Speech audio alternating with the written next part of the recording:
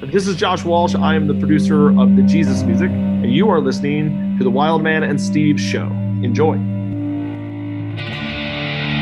You are about to listen to the intersection of faith, talk, and music. The Wildman and Steve Show starts right now.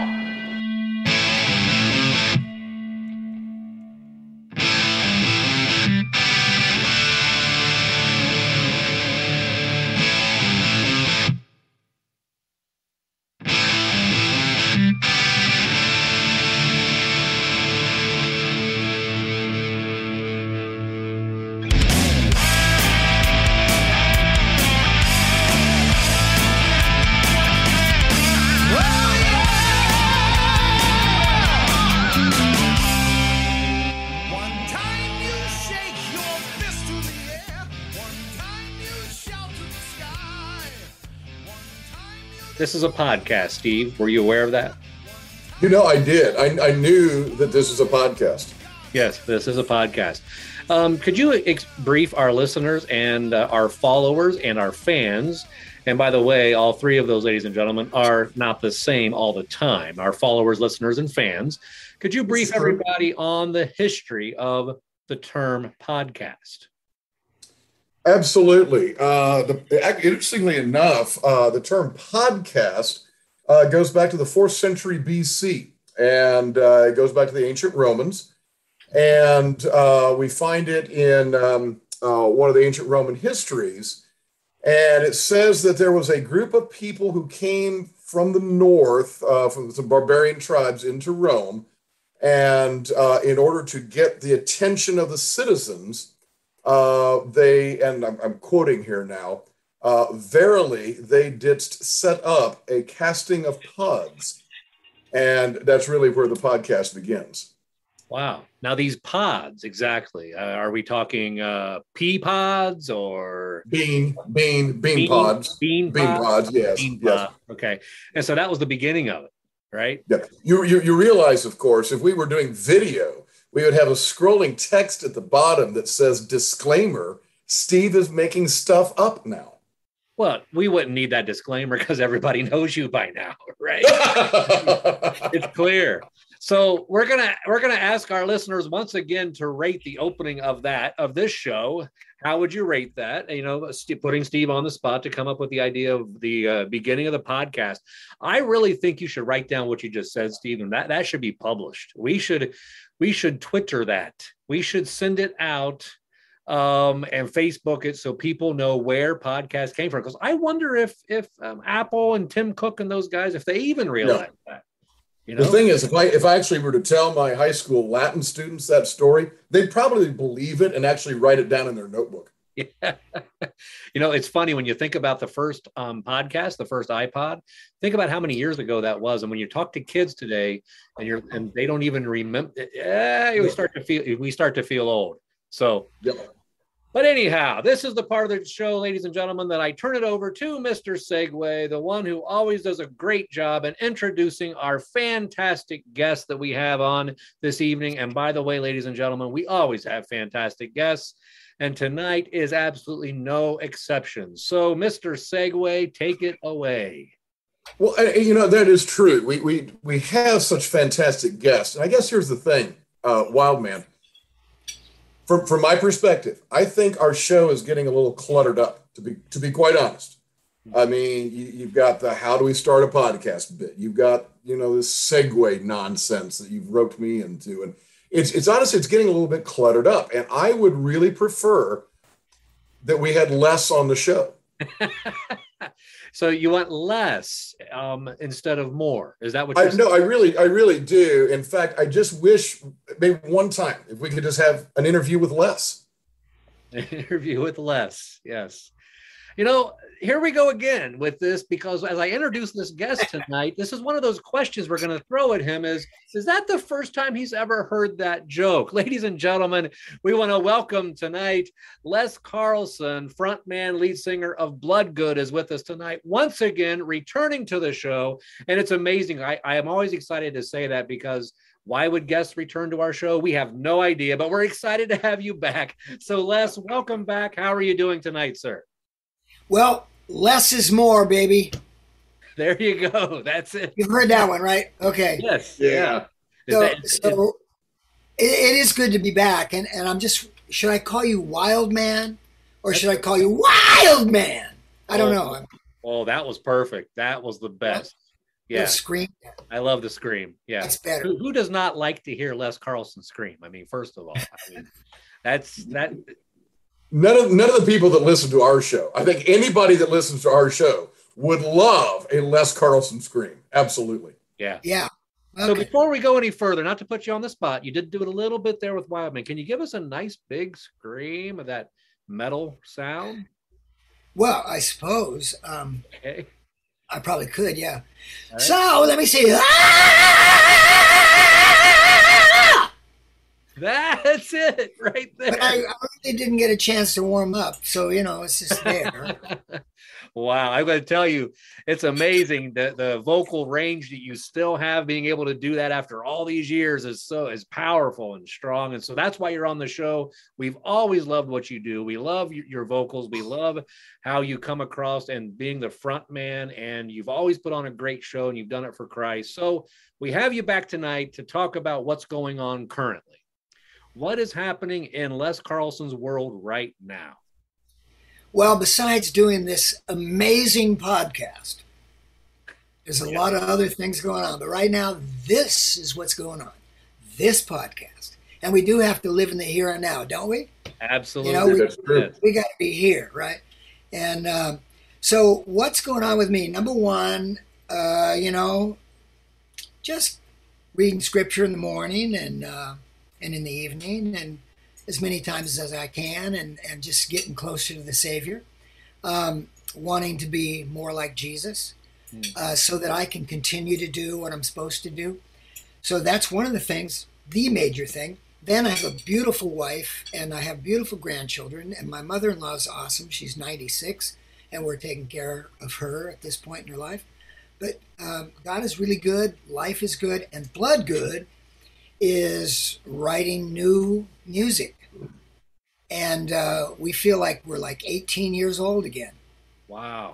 So during the pandemic, I really got serious on picking up the guitar and writing because I had a lot of time. So I just, I started playing and writing a lot of things. I've got Logic Pro and, or Pro Logic. I get that mixed up.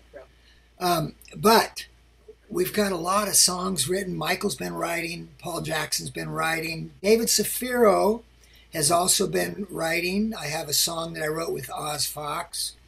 And even Craig Church, I wrote a song with him. He was in the Bloodgood Rock Theater. And he's an amazing guitar player. He plays a 7-string Schecter. Yeah. So we're going to have a few guitar players on the next album. And we're going for texture. We're going for being appropriate with every song, and like we usually do. When you hear a Bloodgood album, it's not going to go boom, hear the first song and they all sound like that. It's not that everybody does that, but there's a lot of groups that do that. So we're going for that, the levels.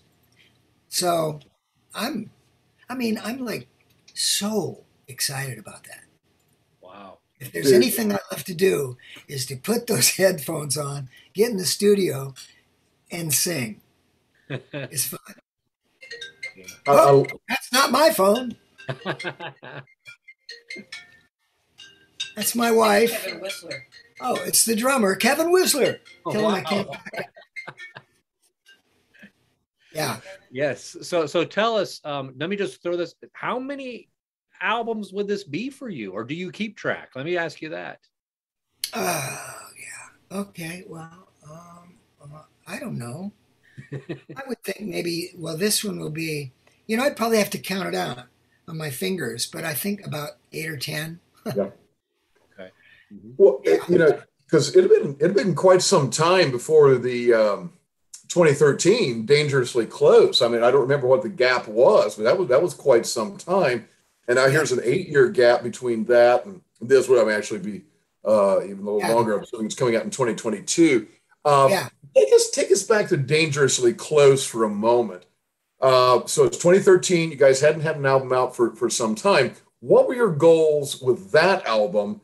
And then let me just go ahead and put that in there. What's this one going to be like relative to Dangerously Close? Okay, so Dangerously Close came out in 2013. And that's when my son, we released the album and my son passed away unexpectedly. Mm-hmm. Kind of took the wind out of our sails. I mean, obviously, because I'm his father and, but everybody was impacted by that. And so, I mean, the album did well and it continues to do well.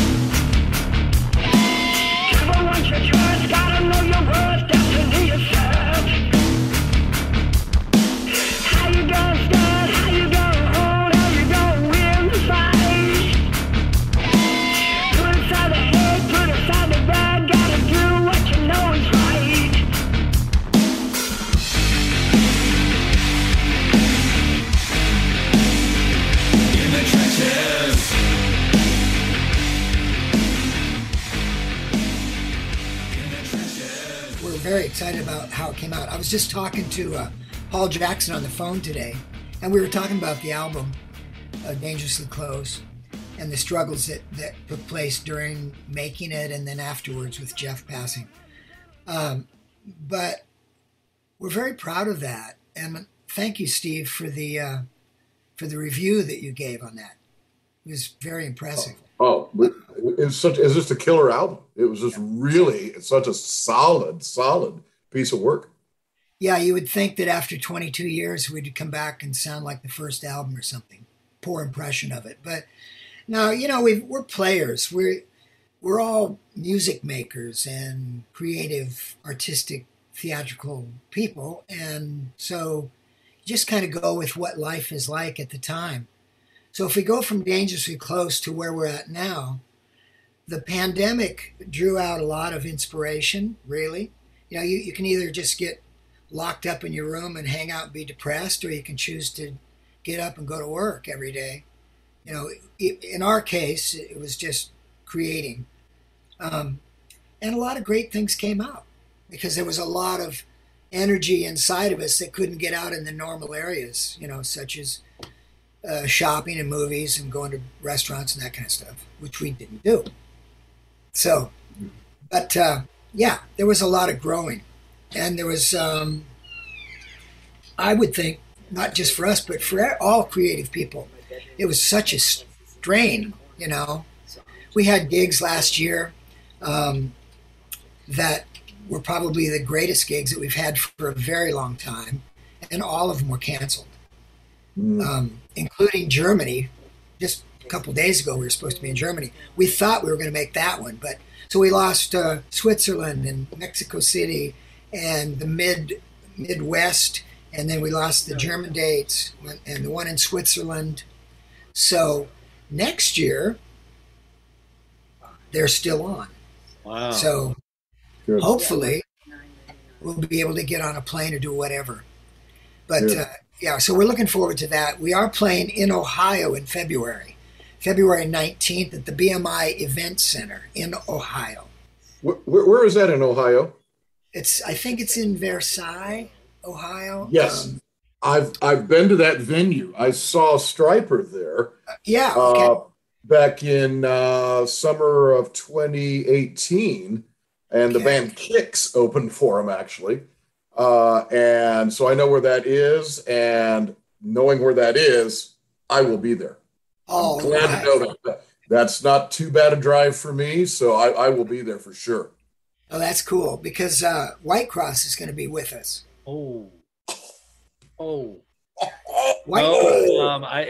It's a very bad drive for me, but I think we'll get the Wild Man and Steve jet fueled up for me to fly in for that. If that's all right. Yeah. That's a good idea, Wild Man. Wild Man's gonna come. Oh, dude, we have got to do that.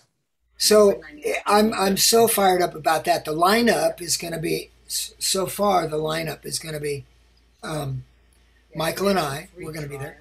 And then Paul Jackson on guitar, and Craig Church on guitar, and Kevin Whistler on drums. Now, I don't know if you know that Kevin has been going through a tough time with some issues. Okay. Yeah. Well, there was a GoFundMe for him, and he has some sort of a lymphatic cancer. Okay. But he has been, basically, there's been miracles happening. So we're praying and hoping that he'll be ready for that. But we're contracted to go. So hit us with that date again. It's February 19th, 2022. February 19th, 2022, Versailles, or Ohio. Yeah, BMI Event Center. BMI Event Center. Yeah, I gotta tell you, it's a good venue. I don't know if you played it before, but it's a good venue. It's good rock and roll venue. And good. Fans can get right up by the stage, and it's like the old days. Yeah, exactly. It's just such a great feeling.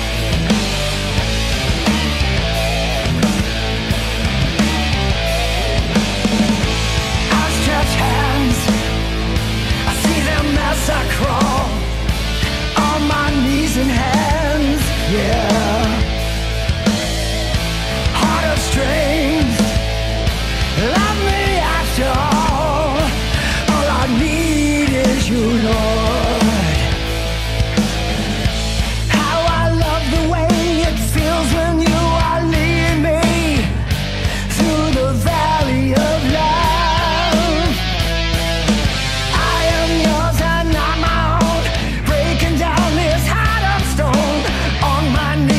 For your throne, lose your life, find yourself, stay the course, run the race that he has given you. Speaking of old days, tell us a little bit about some of this reissue stuff. I know it's been coming out through Girder. We're seeing stuff on vinyl. And the reissue of like the first album, which I think had not ever been released on vinyl. So talk to us a little bit about that, why you guys went down that track of some of the reissue stuff, and what fans should expect should they choose and say, hey, I want to get this stuff from Girder. Yeah, well, the thing is that throughout our history of album making music, the advantage that we have is that the lyric content is still current. It's the same yesterday, today, and forever. So all of our lyric content is fairly current. You know, we're not singing girls, girls, girl. You know, that wouldn't even be correct at this point. I don't think you could even release something like that. But, you know, singing about he's the Messiah, that's current news, all right? Yeah. So that's cool. So we feel that the legacy of Bloodgood is in our music, obviously, and it's generational. There's, you know, since 1985, a lot of people have grown up and a lot of new people have been born, and there's a lot of young men that would love to hear that stuff we did way back in the 80s, and the message is current. So we want to continue to release and re-release those products. You know, whoever's buying those products, because there is an audience. It's not as big as it used to be, even in the secular world. But there is a pretty strong group of people that still like to buy vinyl and CDs. So. And then everything that we had, you know, was starting to go out of print, or basically it was just not out of print, but it was the actual physical products were running out in inventory. Mm-hmm. And we felt that because of the interest in the band and the message, that it could be re-released over and over. And I hope that it does, you know, way past me. Yeah, we've talked about that on the show numerous times, that It's interesting, I think, to us that you got folks in their teens and 20s who are suddenly big vinyl people. My son is one. He's 20 years old, and that's all he buys is vinyl at this point. So yeah, I think that's absolutely fantastic. And while, man, I know you're looking to ask a question, I'm just going to acknowledge here, folks. You heard on this show Les Carlsen singing a line from Motley Crue's "Girls, Girls, Girls." You heard it on this show. There's a part of me that is just It's geeking the out over first. that. Yes, yes. Yeah, I don't know the rest of the lyrics, so That's all that matters, right? It's just that. I just knew that part. Girls, girls, girls. And I have 3 granddaughters, so I like girls, girls, girls. But yeah, I don't know what. I think I know what it's about, but it's probably not. Oh no, I love it, dude. That's great.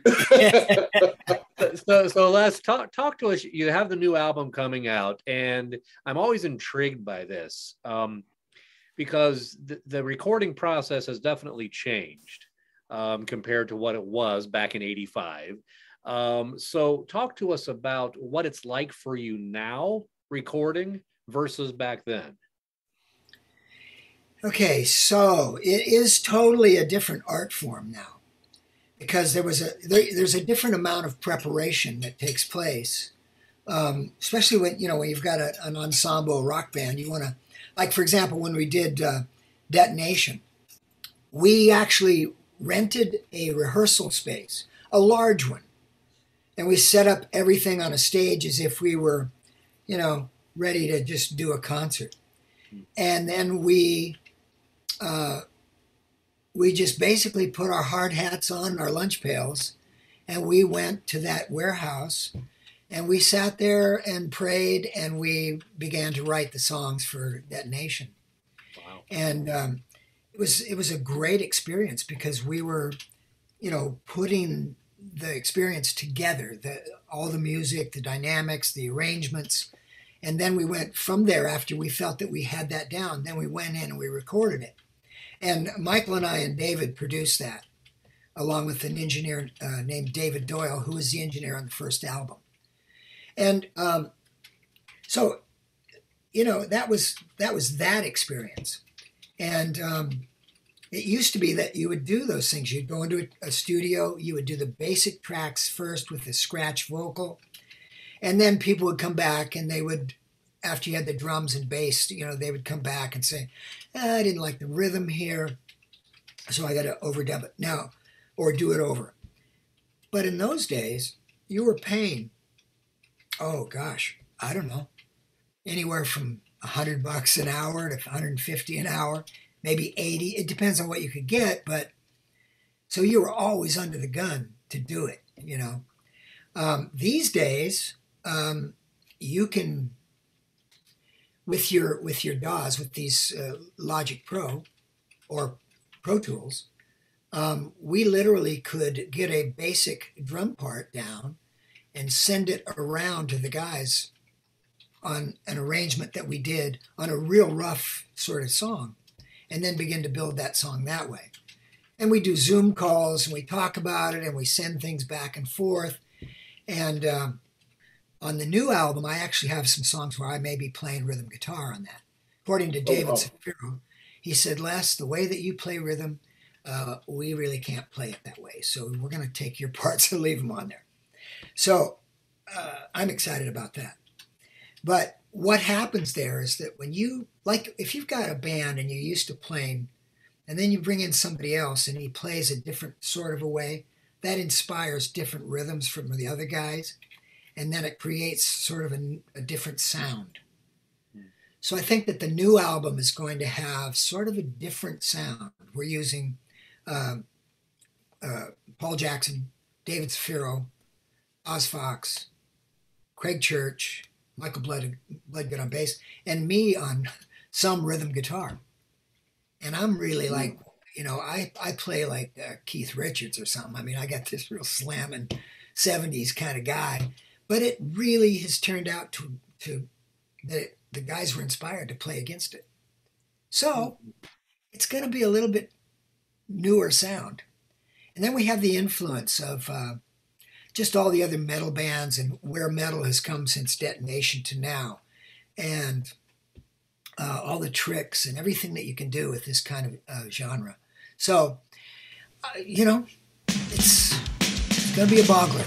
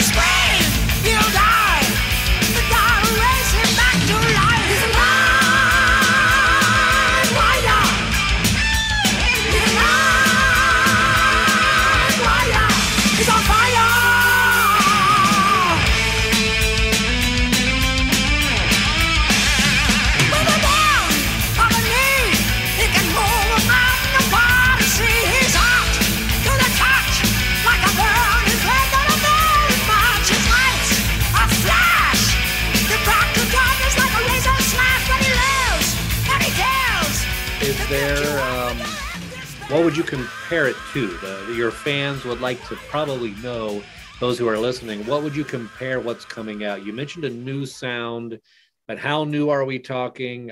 My guess is, and this is just Wildman's guess, my guess is that metal is still going to be there. Oh, yeah. Yeah, of course. But it's going to be, and the reason I say that is because we have had guests on the show and people that we've followed over the years, they hit a transition time at a certain age where they start doing what's more popular out there instead of doing what they've used to do in the past. So maybe you just clear up what kind of a sound specifically we should be expecting on this. Okay. I don't know how it's going to turn out yet, but I could talk about some of the discussions that I've had with David. David Safiro is very, very creative, and he's just a monster producer, and he wants to use my voice a lot more. He wants to stack me up a little bit. A lot of bands will do things vocally. They guys will sing something 8 times, and then stack another 8 times. And, Queen, you do that kind of stuff. And in big chorus things, groups will sometimes do four vocalists, and then 4 vocalists and 4 vocalists. And they put it together, and they EQ the voice differently on each one just to create a little grind and grit and custom a big vocal sound. So I think that you're probably going to see a bigger vocal sound in some regards because David wants to produce my voice. And I'm okay with that, I'm excited about doing that sort of thing. But at the same time, we want to have Michael's voice and Paul's voice in there and blended so that you're probably going to hear some bigger choruses. But you're also going to hear some good old raw, just raw stuff that is kind of old school with a modern twist to it, Sure. That gets my attention. Yeah. Because, that's never going away with us. We can't transition out of that. And then we have a ballad that David is so excited about. It's got, several. It's just got some chords. It really got him excited. It's a song called River, and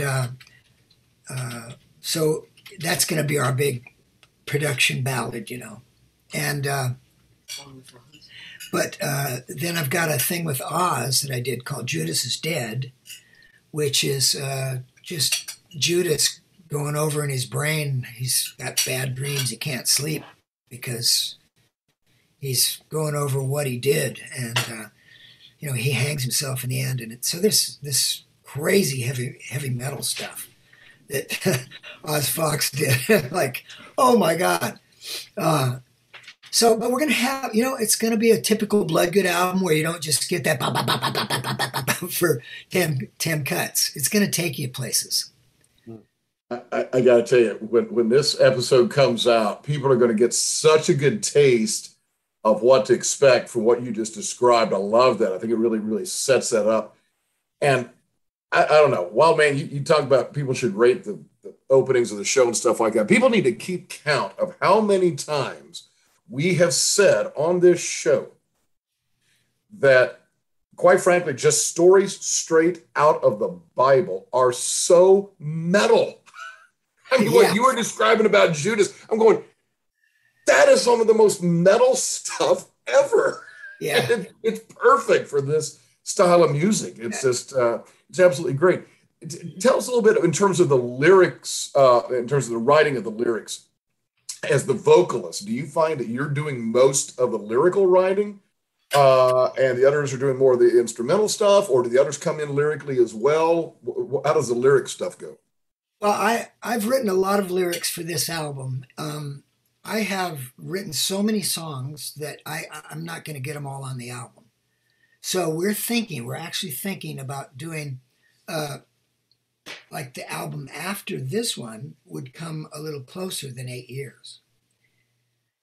So it might be 8 months this time instead of 8 years. Now, I hope I don't get in trouble for revealing that, but I am the lead singer. Ladies and gentlemen, again, you heard it here first on the Wild Man TV show. Yeah.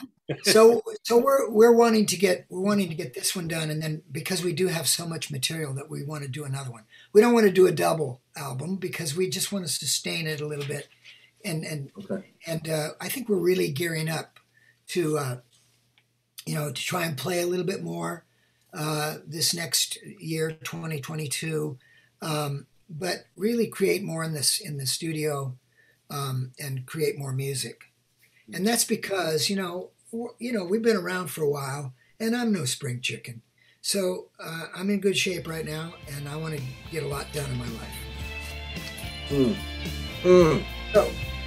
But as far as lyrics go, Michael writes lyrics, and I write lyrics, and that's pretty much. It's mostly Michael and I. But David is going to be involved in this. So David's a great lyricist as well. But there's not much room. There's so many songs now that we're just trying to figure out which ones we're doing, Honestly, in the past, we pretty much would just write the album and do the songs that we wrote. But in this case, we've got enough for 2, maybe 3 albums. So it's just going to be like, how are we going to pick the ones that work on this next record?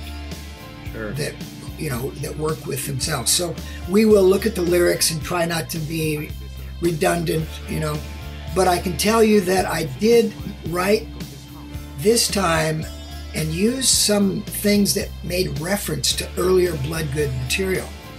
So, and that's our right to do because we use some snippets, where we use titles or things that would bring your mind back to, oh, that's from Out of the Darkness. Oh, well, yeah, but it works in this song.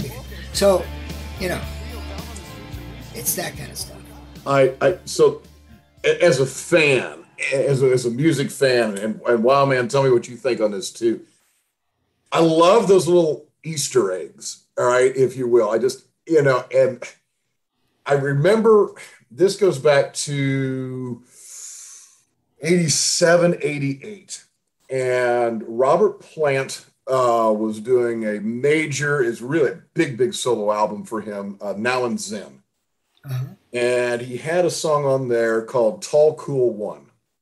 And he sampled some Zeppelin songs. And fans just went ballistic because you're like, it's a Robert Plant song. It's a whole new song. But then at the end, there's a little, hey, hey, mama. And you're going, oh, that's so cool. That's so cool. And so I think we love that kind of stuff. Hey, Mama, have you heard the news? Gonna make it rock, gonna sing the blues. Yeah, something like that. Yeah, oh, yes, baby. But so it works as a song. If you don't know the other Bloodgood material, you don't know the catalog, it's great. It still works. But if you're a fan, you get that little bit of extra and you're going, oh yeah. That's so cool. So I always thought that was cool. I know that the Beatles did that a little bit. You know, the Walrus was Paul, and, you know, stuff like that. And as you know, Michael and I are both really huge Beatle fans. So I don't know how they wrote all that great stuff at their age. Oh my gosh. But yeah, they certainly influenced a lot of people. That's for sure. Yeah. And yeah. So yeah, we will be looking at the lyrics to make sure that everything kind of has a flow to it, and yeah, I don't know how much to reveal here. What? That's fine. Do you have an idea of how long when's this going to be released? Or do you have an idea yet? Yeah, you know, we don't have a definite date. But we're hoping to get it out, you know, I don't know, fairly soon into the next year. Okay. Okay. Yeah. You think it might be out by the time you play that show over in Ohio? Would that? Well, I mean, I'm not saying it can't be, but I'm not sure. Gotcha. I don't want to put anybody in a place of pressure. Maybe a single. Yeah. What's that? Maybe a single. Yeah. Yeah, we might do a single though. That's cool. Because you can release singles these days. Yeah. And that's another thing. Just the whole approach to things now is different, because some of the groups are going, they record things for the album, but they don't put it on an album.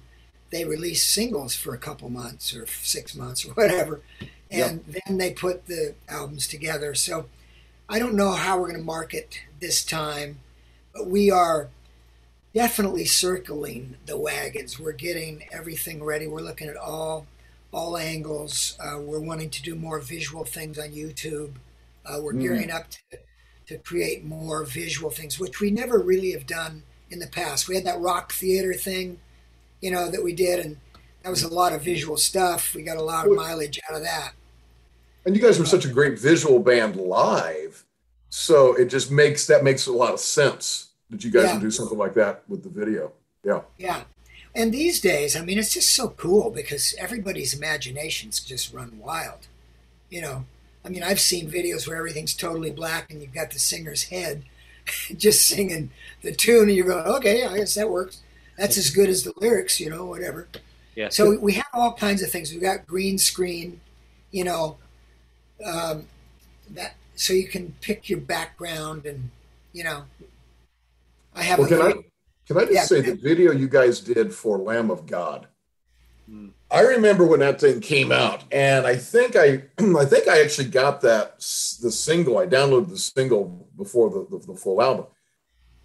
That video, I immediately threw that in a playlist on YouTube or something, because the look of that, the black and white, it just was so cool.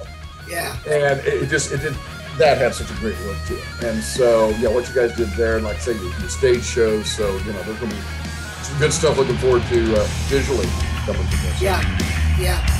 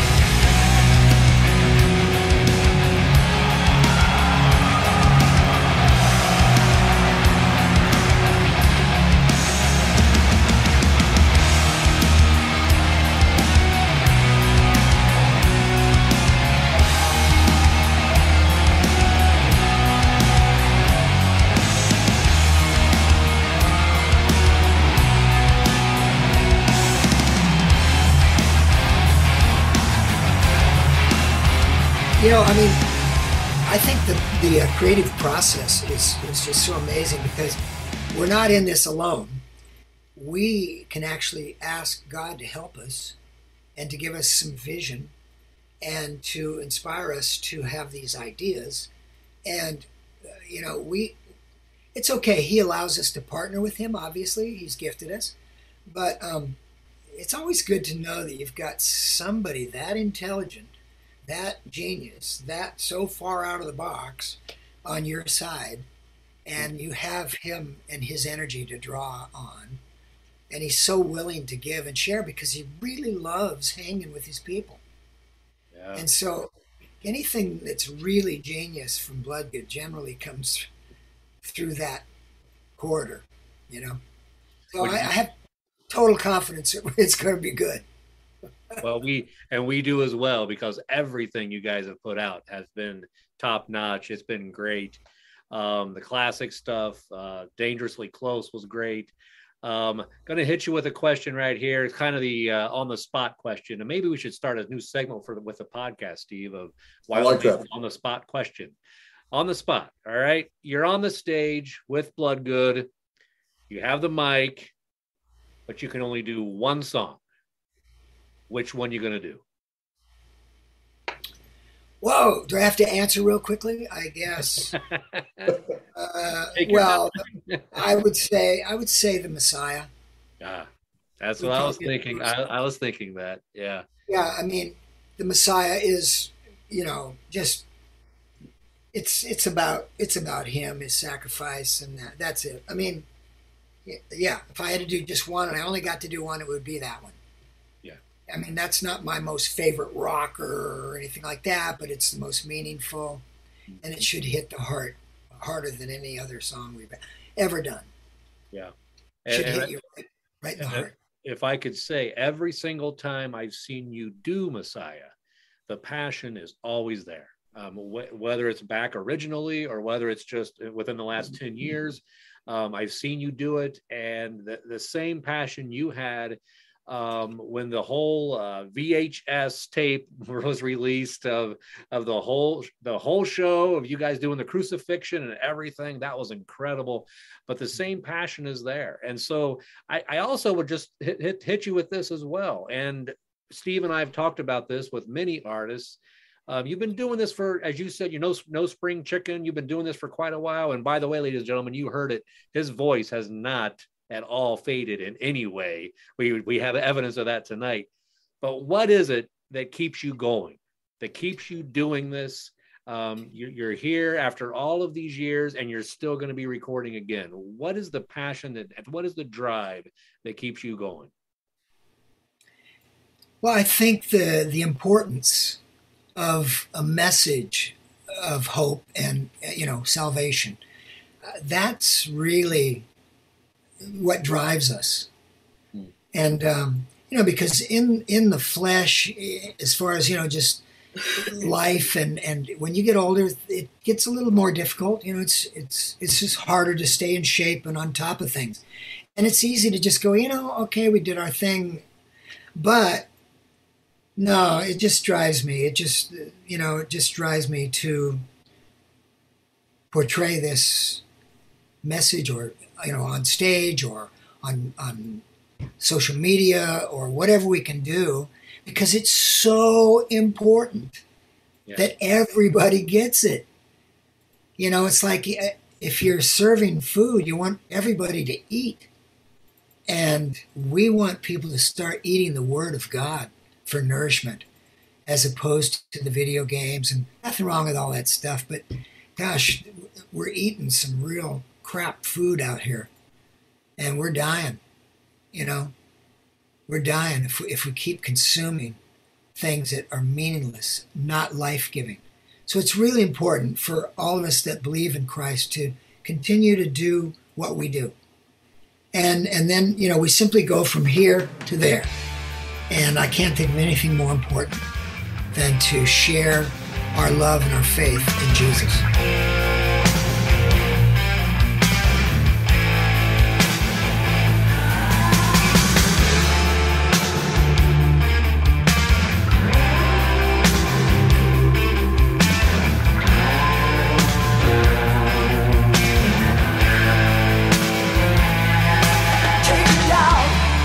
Take him down, moving gently, hold his hand.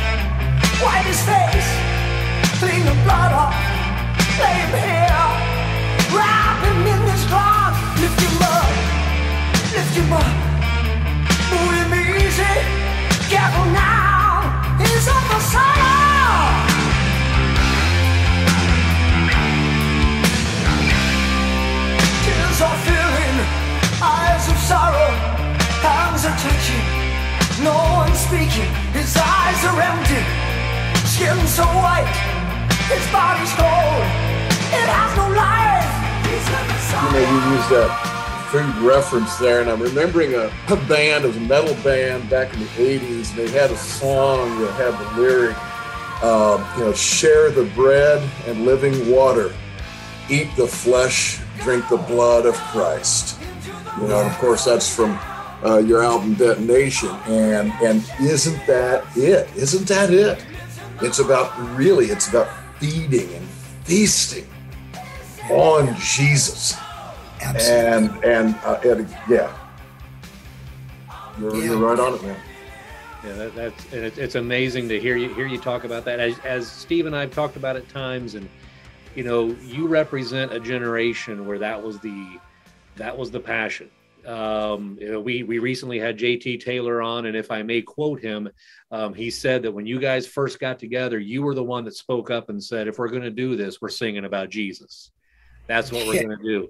And we have noticed that a lot of the industry, if you want to use that term, in modern times is not doing that like they once were, as far as putting Jesus first. We have bands out there, and we're not criticizing, we're not putting them down because they do their thing. We understand that, but I think that the passion that you're explaining, and the passion that's going to come out with this album, the passion for Christ and getting people into Jesus, is something that is definitely needed. It's definitely needed in the music industry today. Yeah. Well, there's a lot of great messages. The hands that created the stars still have scars. Mm-hmm. Yeah. Wow. So, yeah, I mean, he chose to keep those so that we'll be reminded even in heaven. So, I mean, you just can't get around how famous he is, how important he is, the beginning, the end. It never can diminish. And especially now in a world that is so, where things that are supposed to be right are wrong and things that are wrong are right. It's just like so upside down. Yeah. And we need to just stay on point. Yeah. And not get trapped and not get bogged down or not be diminished and not be silenced. Yeah. And so it's important. All right, so let me hit you with another one here, and I'm sure your fans are going to be interested in this. So when you are not recording or writing or singing, what is Les Carlsen listening to? Nothing. Okay, so what you're saying is what's good, right? Oh, okay, you guys really want to know? It's you'll be surprised. Okay, one of my favorite songs is "Never Enough" from The Greatest Showman. Oh yes, sure. I mean, that song just reminds me of my love for my wife, and it melts my heart. Wow. And so whenever I'm just feeling, like I really need something to just move me, that song has been pretty big. So, I listen to, I listen to different things. Brian Head Welch's thing, I got Nice. that. I'm sorry, Love and Death. Love and Death. That was the concert we were supposed to play in Germany. I listen to. I try to listen to music that does relate to our genre, kind of, so that I can sort of be up on stuff. But I don't listen real deep into it because I really don't want to be influenced too much by that. I know, and I'm not trying to be whatever. I just want to be original sounding. So I try not to sound too much. You can't get around it. Everybody's influenced by somebody. But I don't want anybody to say, oh, well, he sounds just like, or he sounds just like they, Yeah. So, Sure. but overall, I like all kinds of music. Oz Fox has got me into some jazz lately. So Nice. Wow. Nice. You just That is mentioned scary. I'm not going to record any jazz, so don't worry about it. no Bloodgood, the jazz album. Yeah. Yeah. No, I'm not doing it. You mentioned Brian Head Welch, and it thought just crossed my mind. Do you ever have any interactions with Christian artists who are in secular bands? And I'm thinking, again, Brian, I'm thinking Dave Mustaine from Megadeth, I'm thinking Tommy Aldridge, the drummer from Whitesnake. There's a lot of guys out there that aren't really in what we would say Christian music or recording explicitly Christian music, but are pretty open about their faith and playing in secular bands. Do you ever have any interaction with any of those kind of guys? I mean, Brian just recently, because he had that movie that he was touring in the churches, and my wife Joyce, we emceed the show here locally, and we met Brian and his wife, his daughter Janaea, and I was so impressed by him and his love for Jesus. And then I went and saw a Korn show because I never knew anything about Korn. I was not a Korn fan, but then I started listening because of Brian and obviously the lyrics. I mean, Brian said you shouldn't listen to Korn, because he knows I'm a believer. He says they're not good lyrics, and but what he does is he he'll have the guys, the roadies, he'll have them bring certain people backstage after the concerts, and he'll talk to them about Jesus. Wow. So he uses that platform to, wow. Share his faith, his testimony. And when we did the movie, we did it in a church here in Visalia, California. And there were a lot of Korn fans that came into the church to see the movie. And afterwards, they had questions, and the pastor was there and Brian was there. And I think a few of them got saved that night because here's their rock star pointing to Jesus. And it makes sense. I mean, when you get a hold of that, So I know there's some people that think, oh, there's no way that he can do that.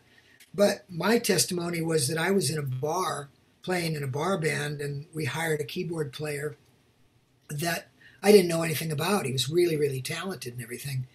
And he was, I didn't know it at the time, but he was a Christian. And whatever he had, I wanted it. This is in the movie, if you've seen it, but Trenches of Rock movie. Mm-hmm. Yes. And it was just who he was and Jesus in him that was such an attraction that I ended up getting saved, my wife and I, just from him being in the band. He didn't come in with the Bible. He didn't come in and say, listen, I'm not going to do certain things because I'm a Christian. He just didn't do it. And the people in his church were saying, why are you doing this? You're not supposed to be in the bar doing this. And he said, well, I feel called. Well, I got saved. And after that, Bloodgood happened. And so, I don't go with all this religious stuff. Yeah. I mean, it's just not the nature of Jesus. There's no condemnation in Christ, so why are we being condemned? Who's condemning us when he never does and never did and never will?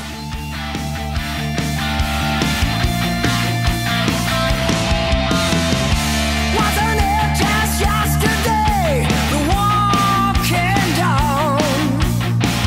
Everyone was saying, peace is all around.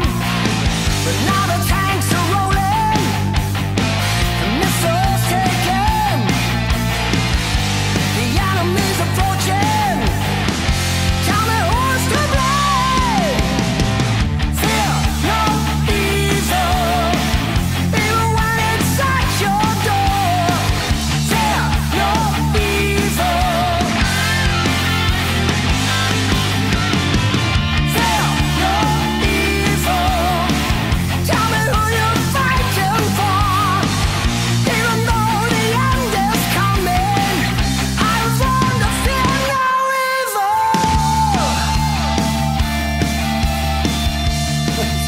Yeah. So So here's Brian. He's in corn. Yeah, what about it? He's proclaiming Christ, all the time. And so, yeah, the main thing there is, be careful because you're surrounded by the world and there's all kinds of temptations and all that. But if you're really rooted deeply in Christ, nothing's going to, he's not going to lose you. Nothing separates us from the love of Christ. And that's another lyric. So, yeah, I just think that it all gets down to this. I was born alone and I will die alone. And I'm either going to have the blood of Christ on me or not. And that is just the way it's going to be straight across the board for whoever you are, wherever you've come from. Whether you claim to know God and don't know God, or you do know God, or you don't care about God, whatever, on that day, when God looks at you and doesn't see Jesus, you're in trouble. Yeah. Mm. Yeah, that is so true. And that's the message our world needs. That's the message they've always needed. And it's the message that you continue to promote. And that's why you're with us tonight. You're one of those guys, when we interview you, the passion you have is contagious. It just rubs off on us. And that's one of the gifts that you have. That's why when you're on stage, you have that gift of people going away from your concert. If they didn't know Christ, they're hopefully going to find Christ because of your passion. And if they did, they're going to leave with more of a passion to share Christ with others because that's the spirit that you have. And we really appreciate that. And we want to thank you once again for taking the time and returning to our show. But before we go, okay, I don't know if you heard. That the Wild Man and Steve show has now expanded into its own Wild Man and Steve University. Now, Steve here is our Dean of Students. Okay. And he has an announcement for you right now. Les, after completing this podcast, we want to award you a Masters of Rock and Roll, baby. Are you serious? You are actually, we're going to kick that up. You are the doctor of rock and roll. Oh, man. Well, that's because I have a lot of patience. Nice.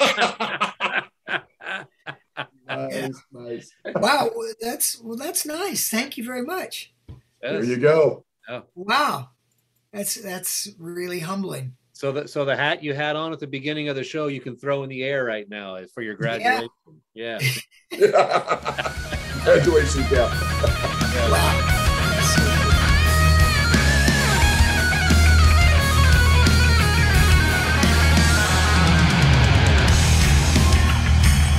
There you go. Hey, there it is, man. Ladies and gentlemen, Les has just graduated from the Wild Man and Steve University. All right. Cool. Do you guys need a song written for that? Of course we do. Well, yeah. Absolutely. That would be. Yeah. Always a pleasure to see you guys, and I'm really looking forward to seeing you in Ohio. Absolutely. Yeah. When we're done with the interview, I'm putting it on my phone calendar. And Wild Man, we'll talk. It'd be so great to get you out to Ohio and us hook up with the Bloodgood and the White Cross fellas. And oh man, that could be a really cool thing. Yeah. Yeah, and just take the jet. Wow, man. So we'll just take the company jet. Take the jet. I'll take the university jet. Maybe not the The company. university. Oh yeah, that's the university jet. Yeah. See, I get them confused sometimes. Yeah. Yeah, the university jet is the one that where you're doing that to the propeller. Right, exactly. Okay. And it stays just above the tree line the whole time. Right. This is higher than the telephone wires. Thank you. Yeah, there you go. Yes. Yeah. You guys are funny. All right, man. Well, we appreciate you. It's always good to have you on the show. Yeah, thank you very much. Love everybody out there. Everybody that's listening. Make sure, and that's my wife's waving. So Joyce and I send our love to you guys and to everyone listening, and anyone that listens in the future. And make sure, when I say listening, make sure that you listen. Listen to where the life is. All right? These two guys are bringing it. So God bless everybody, and thank you once again. Amen. Amen. That's awesome. Yeah, thank you.